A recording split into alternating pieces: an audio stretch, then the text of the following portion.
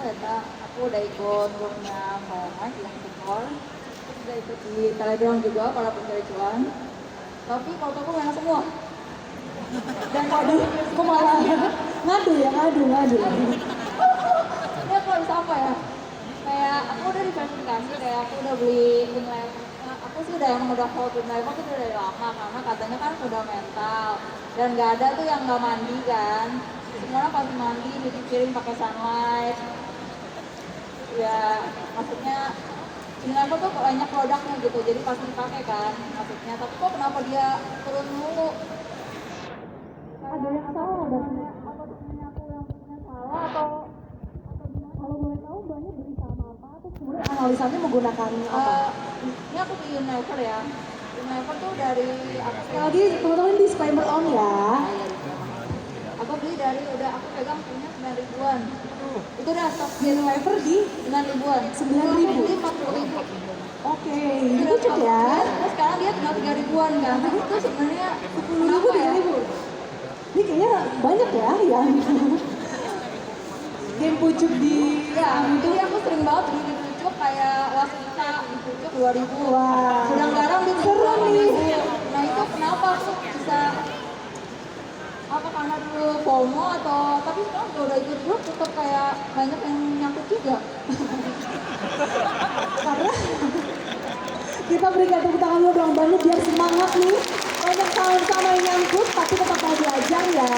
Dari Om Ben dulu nih, ini Unilever, Waskita, ini dua sahamnya nyangkut. Oke, saya bahas Waskita dulu deh, Waskita dulu. Nah, Waskita beli di harga 2000, iya kan? Di harga 2000 ya, di harga 2000 waktu itu beli. Pertanyaannya, ibu sadar nggak sih, Waskita sebelum ke 2000 dalam 4 bulan itu kenaikannya udah 100% lebih, iya kan? Iya kan? Kenapa beli di 2000? Nah ini benar pertanyaan coba, kenapa beli di 2000 Bu? Karena lihat di grup banyak yang beli jadinya Wah ikut-ikutan nih, ikut-ikutan. Jadi jawabannya udah tahu ya, karena apa? FOMO.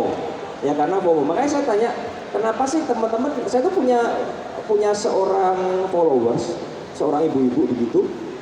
Dia datang jauh-jauh ke Jakarta, ketemu saya, kemudian dia tunjukin semua fotonya. Dan ketika saya lihat fotonya, saya shock berat. Karena apa? Dia punya koleksi saham rally semuanya.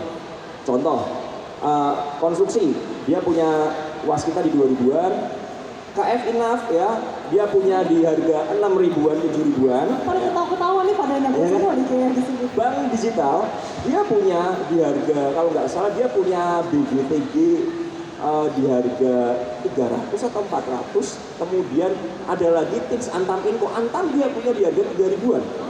Jadi ini benar-benar kolektor pucuk semua. Nah, kenapa begitu? Karena sesimpel kita hanya trading berdasarkan vibes yang ada. Rame di market, rame di grup Telegram saham A, kita masuk. Ya kan? Tanpa kita melihat historical ke belakangnya. Ini saham udah rally belum sih? Bener gak sih? Karena kita latah. Saham A beli, semua beli. Saham B beli, semua beli. Dan kita seringkali merasa gagal ketika, contoh, disclaimer sekali lagi. Hari ini saham BRPT naik, ya kan? Kita merasa gagal ketika teman kita punya. Kita nggak punya, kita merasa gue ini gagal nih, teman pada punya BRPT semua. Kok gue nggak punya ya? Sebenarnya kita lupa, yang kita kejar itu bukan kita punya saham apa, tapi kita memiliki profit di semua saham, konsisten nggak pertumbuhan porto. Karena teman-teman apa? FOMO. Kalau trennya, contoh nih, trennya beli saham obat waktu itu, semua beli saham obat. Entah di pucuk, entah apa, pokoknya gue harus punya KF. Ini vaksin, Pak Jokowi mau vaksin, harus beli KF. Tanpa kita menganalisa apa-apa. Ya jadi itu alasannya itu. Kalau Unilever, ya, Unilever di harga 9.000. Nah, pertanyaannya begini, saya mau kasih satu masukan lagi. Yes, kita beli berdasarkan fundamental. Tadi kan bilang, siapa yang nggak pakai produk Unilever? Yes, saya sangat setuju sekali. Siapa yang nggak pakai Pepsodent? Semua pakai Pepsodent rata-rata kan. Nah, permasalahannya satu, saham bergerak bukan berdasarkan apa yang dipakai. Jadi gini, kalau produknya laku di masyarakat belum tentu sahamnya naik. Karena apa? Saham naik dan turun dipengaruhi buyer dan seller. Unilever kenapa turun? Sesimpel, karena asing taking profit terus. Lah kan fundamentalnya bagus. Yes, fundamentalnya bagus. Permasalahannya ikan besarnya lagi jualan. Nah, kita belilah jebret. Nah, dan sekali lagi kalau nyari fundamental, saya hampir tidak menemukan orang yang bilang Unilever fundamentalnya bagus, saham murah di harga 9.000. Mereka bilang ini over value semua, kemahalan semua. Itu kalau ngebedah secara fundamental yang benar. Jadi fundamental itu bukan cuman, oh ini produknya kita pakai, ini produknya laris. Nggak sesimpel itu. Fundamental itu menghitung proyeksi ke depannya perusahaan bagaimana, laporan keuangannya bagaimana, apakah dirasa cukup murah fair value-nya. Nah, ini yang perlu dipelajari lagi. Jadi, kalau kenapa beli Unilever dan sekarang harganya mungkin 3 ribuan, ya karena lagi distribusi besar-besaran dan kita belilah. Karena apa? Mungkin kita bacanya beritanya yang seperti itu tanpa kita mempelajari yang namanya money flow. Ya, kalau dari saya seperti itu. Oke, kalau dari Michael gimana? Aku nggak ngebahas waskita dan Unilever. Aku bisa jelasin sebenarnya, tapi nanti jadi panjang. Cuman aku mau bilang ini ada 3 jenis trader. Yang pertama itu trader yang paling pada umumnya, dan itu 90% orang sama seperti ini. Jadi ketika kamu takut terhadap minus 5%, begitu kamu profit 5%, kamu takut juga kehilangan profit 5% itu. Jadi most likely, kalau kamu takut, kalau minus 5% kamu udah buang, begitu profit 5%, kamu juga udah taking profit. 50-50. Dan kemungkinan trader seperti ini bisa membuka portofolio yang kecil. Itulah saya 5 tahun lalu. Trader jenis kedua, itu dia sadar bahwa di dunia saham itu ada keajaiban. Keajaibannya seperti ini, Kak. Suatu saham yang kita miliki mungkin minus 90%, mungkin juga minus 99%. Tapi kalau habis, most likely nggak mungkin, kecuali company-nya di listing. Tapi kenaikan dari suatu saham itu enggak cuma 100%, sampai 1000%, 10.000% pun ada.